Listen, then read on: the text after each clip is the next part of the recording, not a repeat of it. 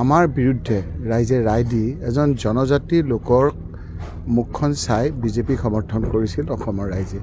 সেই মুখ্যমন্ত্ৰী জনজাতিজনক চলে চাতুৰিৰে হিমন্ত বিশ্ব শৰ্মা ডাঙৰীয়াই আঁতৰাই পেলাই নিজে মুখ্যমন্ত্ৰী হৈছে।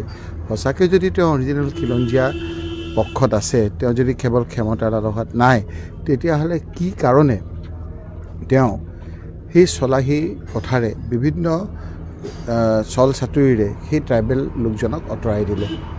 যদি সঁচাকৈ মাননীয় মুখ্যমন্ত্ৰী ডাঙৰীয়াই খিলঞ্জীয়াৰ কথা ভাবে, তেতিয়া অৰিজিনেল যিসকল খিলঞ্জীয়া ভূমিপুত্ৰ সেই লোকসকলক ক্ষমতাটো হস্তান্তৰ নকৰে কিয়?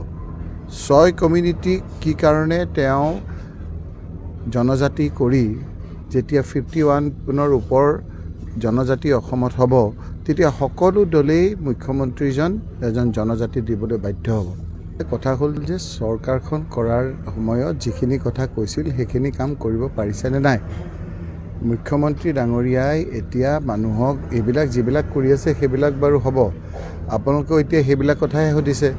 এই যে মানুহে যে জ্বলা কলা খাইছে, স্মাৰ্ট মিটাৰৰ কথাটো আপোনালোকেও তল পৰি গ'ল, আমিও তল পৰি গ'লোঁ। মানুহৰ জ্বলা কলা খাইছে। কালি মই গৈছোঁ কথাবিলাক পাতিবলৈ, মানুহে মহিলাখিনি ওলাই আহি কৈছে যে আমাৰ স্মাৰ্ট মিটাৰটো বন্ধ কৰি দিয়ক। গতিকে অত্যাচাৰী শাসনৰ বহুত এনেকুৱা উদাহৰণ আছে, মানুহক বিভ্ৰান্তি কৰি ৰাজত্ব কৰিব বিচাৰে, কিন্তু আচল কথা ধৰা পৰিলে তেওঁলোকৰ অৱস্থা খুব বেয়া হয়।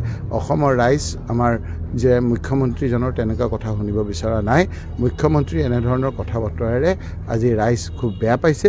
সেইকাৰণে বিজেপিও বোধহয় খুব বেছি দিন নাই, 26লৈ নৰখে, বোধহয় এই হাৰিয়ানা নিৰ্বাচনৰ পিছতেই মুখ্যমন্ত্ৰী যাব বুলি তেওঁ গম পাইছে। আৰু সেইকাৰণেই এই ধৰণৰ এটা পৰিৱেশৰ সৃষ্টি কৰি তেওঁ নিজেহে কৈছে যে তেওঁ এতিয়া আৰু মানুহ হৈ থকা নাই, কিবা বলিয়া তলীয়া তেওঁ নিজেহে কৈছে, আমিতো কোৱা নাই। সংখ্যা লৈ কথা, চব কথাত এইবিলাক জালত ভৰি দিবলৈ খোজা নাই। আকৌ যেতিয়া চৰকাৰ গণতন্ত্ৰত এইবিলাক তেওঁ কৰি আছে, মূল কথাবিলাকৰ পৰা বাদ দি আকৌ যেতিয়া সংখ্যা হ'ব, তেতিয়া আপোনাৰ নিশ্চয়কৈ এই কথাবিলাক সেই ধৰণেৰে চিন্তা চৰ্চা কৰিব পৰা যাব।